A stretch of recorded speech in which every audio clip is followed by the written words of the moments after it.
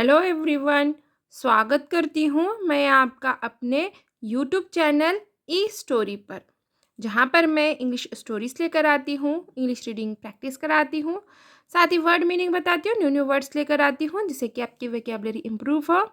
साथ ही मैं ट्रांसलेट करके बताती हूँ स्टोरी को हिंदी में, जिससे कि स्टोरी आपको अच्छे से समझ में आए। तो चलिए अब हम हमारी स्टोरी को स्टार्ट करते हैं। इसका टाइटल है holes in the fence. Holes यानी कि छेद, इन द फेंस यानी कि बाड़ में। होल्स इन द फेंस यानी कि बाड़ में छेद। बाड़ क्या है यहाँ पर? ये जो लकड़ी से बना हुआ है घर के आसपास, इसे बाड़ कहा गया है यहाँ पर। There was a boy who had bad temper. There was a boy, एक लड़का था। देर यहाँ पर इंट्रोडक्टरी वर्ड के तौर पर आया है, इसलिए डमी सब्जेक्ट है। और डमी सब्जेक्ट का कोई मीनिंग नहीं होता, वो बस सेंटेंस को स्टार्ट करने के लिए आता है। सेंटेंस की स्टार्टिंग करने के लिए आता है डमी सब्जेक्ट। और हम उसे कैसे पहचानेंगे? क्योंकि देर आएगा, देर के बाद से बी के रूपों में से वॉज, वेयर या फिर एम, इज, आर आएगा। हाँ, उसके बाद से नाउन आएगा, किसी व्यक्ति का या फिर किसी चीज का नाम आएगा जो उस नाम को ही दर्शाने के लिए आता है। इसलिए यहाँ पर देर का मीनिंग नहीं है, सिर्फ एक लड़का था। There was a boy who had bad temper. Who यानी कि जिसका, हैड यानी कि था, बैड टेम्पर यानी कि बुरा स्वभाव।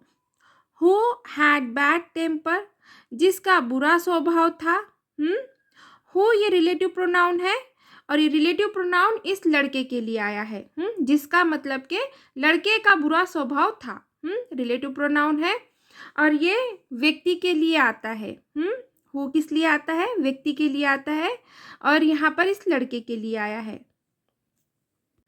His father gave him a bag of nails.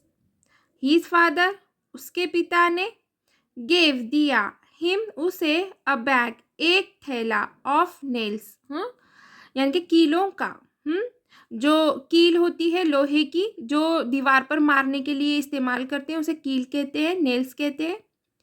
His ये प्रोनाउन है और ये प्रोनाउन किस लिए आता है? कोई चीज किसी की है बताने के लिए आता है, मालमत्ता बताने के लिए आता है। हाँ, और हीज फादर यानी कि उस लड़के के पिता। उस लड़के के पिता प्रोनाउन है और ये लड़के के लिए आया है, ये लड़के की मालमत्ता बताने के लिए आया है। His father gave him a bag of nails. उसके पिता ने कीलों का एक थैला उसे दिया। और यहाँ पर गेव ये क्या है? मेन वर्ब है। गिव की ये सेकेंड फॉर्म है। गिव ये फर्स्ट फॉर्म में होता है, गेव ये सेकेंड फॉर्म में होता है, इसलिए ये सिंपल पास्ट टेंस का अफर्मेटिव का सेंटेंस है, क्योंकि सब्जेक्ट प्लस मेन वर्ब की सेकेंड फॉर्म प्लस ऑब्जेक्ट फिर अदर वर्ड्स। ठीक है। And told he must hammer a nail into the back of the fence every time he lost his temper. And or told कहा, he उसे, hammer यानी कि ठोकना, a nail यानी कि एक कील, into the back of the fence बाड़ के पीछे में। every time कभी भी या फिर जब भी, he lost वो खोया, his temper अपना आपा, यानी कि वो अपने आप पर कंट्रोल नहीं कर सका, अपना आपा जब वो खो दे तब। and told he must hammer a nail into the back of the fence every time he lost his temper. और कहा उसे जब भी वह अपना आपा खोए तब बाड़ के पीछे में एक नेल, एक कील ठोकना, ठोके। On the first day the boy had driven 37 nails into the fence. On the first day पहले दिन, द बॉय लड़के ने, हैड ड्रीवन यानी कि ठोक चुका या फिर ठोक दिया। 37 यानी कि 37 नेल्स यानी कि कीले इनटू द फेंस बाढ़ में। On the first day the boy had driven 37 nails into the fence. पहले दिन लड़के ने बाढ़ में 37 यानी कि 37 कीले ठोक चुका या फिर ठोक दिया। यहाँ पर ये कौन सा सेंटेंस है? ये प्रेजेंट परफेक्ट टेंस का सेंटेंस है, क्योंकि यहाँ पे सब्जेक्ट प्लस हेल्पिंग वर्ब में हैड आया है और ये मेन वर्ब की थर्ड फॉर्म है। इसलिए यहाँ पर हम चुका चुकी के वर्ड्स यूज़ करेंगे, मतलब चुका चुकी कहेंगे। मतलब कि जो पास्ट टेंस में कोई क्रिया पूरी तरह से हो गई, पूरी तरह से वो क्रिया कर दी, तो इसलिए पास्ट परफेक्ट टेंस आता है। मतलब उसने कील ठोक दिया, ठोक चुका। Soon the number of nails hammered daily gradually dwindled down as he learned to control his anger.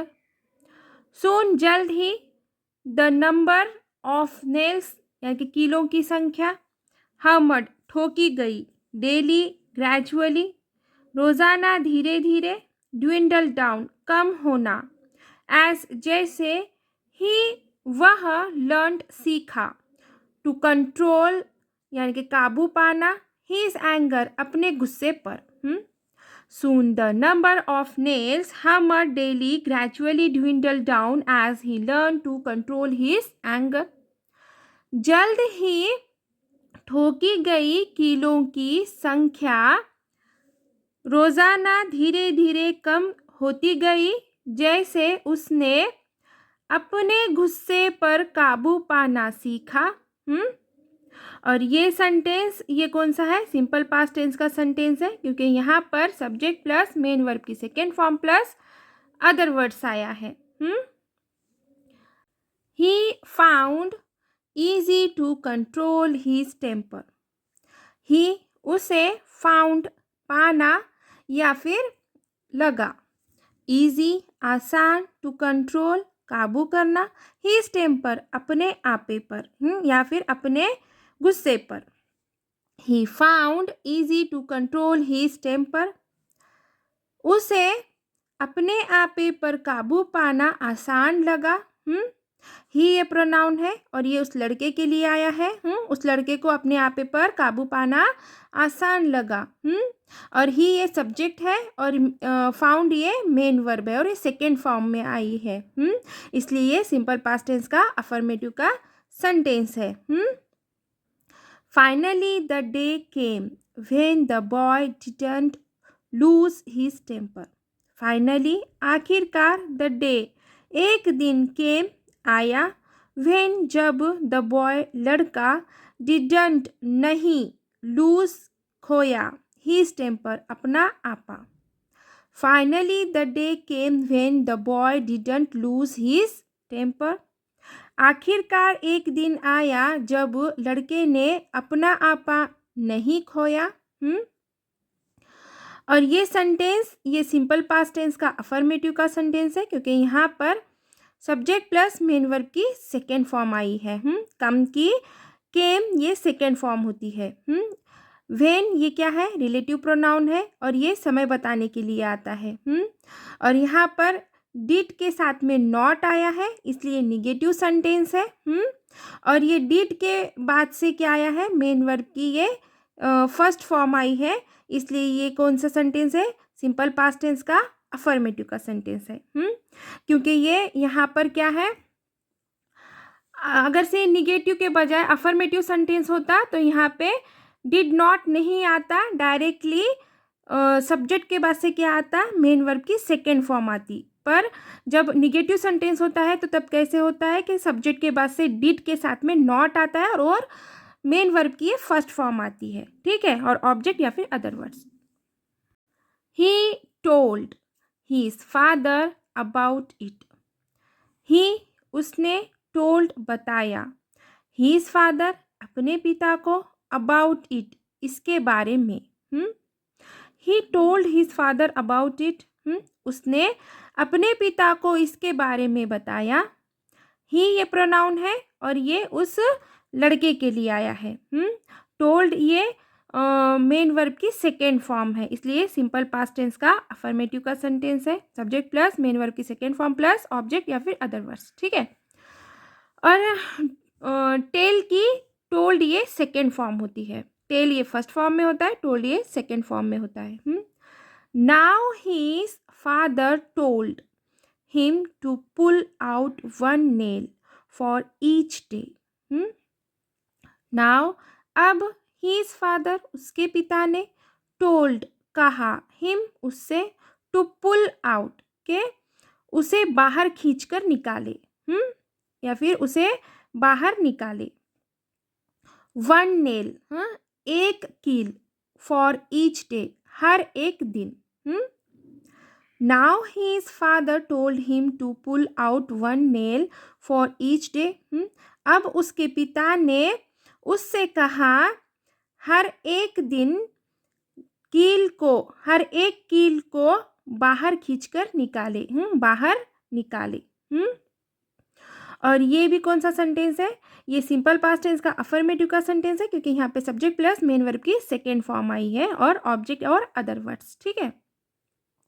That he was able to hold his temper.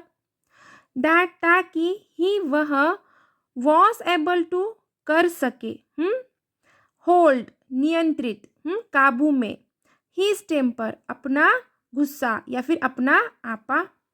That he was able to hold his temper, ताकि वह अपना गुस्सा अपना आपा नियंत्रित कर सके।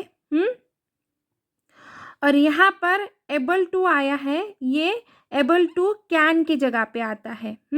जब कोई बहुत इम्पोर्टेंट बात होती है एबिलिटी बताने के लिए, एबिलिटी बताने के लिए तो कैन और कुड आता है। प्रेजेंट टेंस में कैन आता है और पास्ट टेंस में कुड आता है। पर जब कोई बहुत ज़्यादा ज़रूरी एबिलिटी बतानी होती है तो तब कैन के बजाय एबल टू आता है, बी एबल टू आता है। और इसलिए यहाँ पर एबल टू आया है। सब्जेक्ट प्लस वॉज आया है और एबल टू। और एबल टू ये है ना, कौन से भी टेंस में आ सकता है। उसके लिए पास्ट टेंस होना चाहिए, जैसे कि पास्ट टेंस में कैन आता है, प्रेजेंट टेंस में कैन आता है, पास्ट टेंस में कुड आता है, पर एबल टू ये पास्ट में भी आता है, प्रेजेंट में भी आता है और फ्यूचर में भी आता है। बस ज़रूरी ये बात है कि बहुत इम्पॉर्टेंट एबिलिटी बतानी है तो ही एबल टू आता है, नहीं तो शक्यता दर्शाने के लिए तो सिर्फ कैन और कुड आता है, ठीक है। वॉज है इसलिए ये सिंपल पास्ट टेंस का अफर्मेटिव का सेंटेंस है, ठीक है। Subject plus was plus was ये बी की रूपों में से आया है।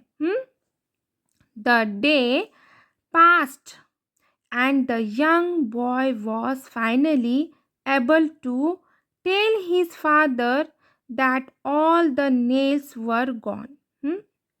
The day एक दिन, past बीत गया। The day past यानी कि दिन बीत गए।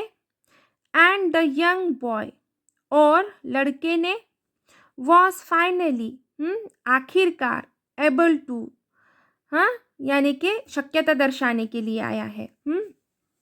टेल बताया, बताने में वो सक्षम हुआ, शक्यता हो गई उसके अंदर, वो सक्षम हो गया, एबिलिटी हो गई उसकी।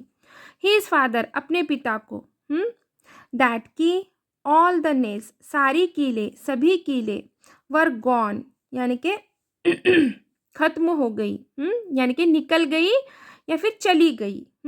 गॉन खत्म हो जाना, ठीक है।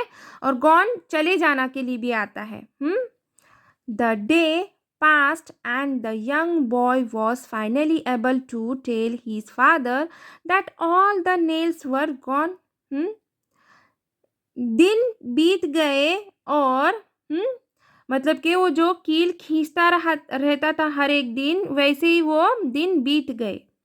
एंड और लड़के ने आखिरकार अपने पिता से कहा कि अपने पिता को बताने में वो सक्षम हो गया। मतलब कि मैंने कर दिया, कर सका मैं। एबल टू आया है, शक्यता दर्शाने के लिए आया, एबिलिटी बताने के लिए आया है। कि सारी कीलें खत्म हो गई। The father took his son by the hand and led him to the fence and showed the irreparable holes made by the driven nails, which looked ugly. The father, पिता ने, took his son, अपने बेटे का पकड़ के, by the hand, हाथ को। The father took his son by the hand, पिता ने अपने बेटे के हाथ को पकड़कर, and और led him to the fence, बाड़ के पास उसे ले गया, and led him to the fence, और उसे बाड़ के पास ले गया, and showed the irreparable, और दिखाया ना मिटने वाले घाव, होल्स यानी कि छेद, मेड बने, बाय से, ड्रीवन नेल्स यानी कि कीलों को ठोकने से, and showed the irreparable holes made by the driven nails, और कीलों को ठोकने से बने हुए छेद कभी ना मिटने वाले दिखाया, which looked ugly, जो बदसूरत दिखाई दिए। मतलब कि उसका जो पिता था उसने क्या किया, अपने बेटे के हाथ को पकड़कर वो जो फेंस है वहाँ पर उसे ले गया, और वहाँ पर उसने दिखाया कि जो कभी ना मिटने वाले घाव थे, कभी ना मिटने वाले घाव थे, जो छेद थे, जो उस नेल से बने हुए थे, उसे ले जाकर दिखाया कि वो बहुत क्या थे, बदसूरत थे। Father made him understand, when you say things in anger, they leave a scar. Father made him understand, पिता ने उसे समझाया, when जब, you तुम, से कहना, things कुछ भी, in anger गुस्से में, गुस्से में, when you say things in anger, जब तुम गुस्से में कुछ भी कहते हो, दे लीव अ स्कार, वे घाव या वे दाग छोड़ते हैं। इस तरह से ये पूरी कहानी में क्या किया, उसके पिता ने बताया कि तुम जो गुस्से में जिस तरह से कील ठोक कर वो कील निकाले हो, जैसे वो घाव छोड़ दिया है उसने, जो कभी ना मिटने वाले घाव थे, उसी तरह से तुम गुस्से में जो कुछ भी बोलते हो वो भी क्या करते हैं, कभी ना मिटने वाले घाव बन जाते हैं, और वो कभी नहीं मिटते। इस तरह से उसने अपने बेटे को क्या किया, समझाया। अब देखेंगे moral of the story. We should never say anything in bad temper, it may hurt others. We should, हमें नहीं चाहिए, नेवर कभी भी, से कहना, एनीथिंग यानी कि कुछ भी, इन बैड टेम्पर यानी कि बुरे आपे से या फिर बुरे मूड से। We should never say anything in bad temper, हमें बुरे मूड से, बुरे मूड में कुछ भी नहीं कहना चाहिए।